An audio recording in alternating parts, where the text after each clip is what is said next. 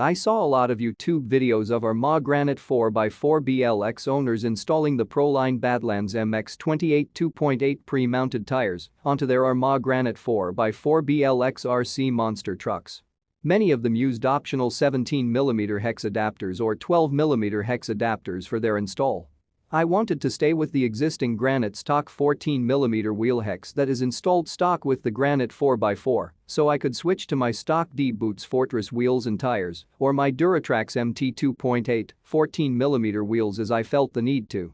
I had to buy a set of adapters 6x30 Proline, either aluminum or plastic, to install onto the Badlands wheel in order for them to fit on the GRANITE 14mm wheel hex.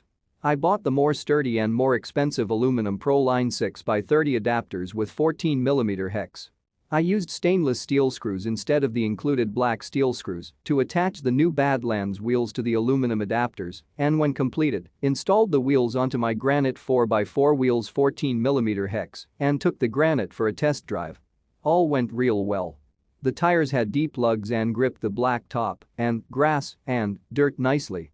The tire rubber compound is rated as M2 medium soft and will last a long time with less tread wear.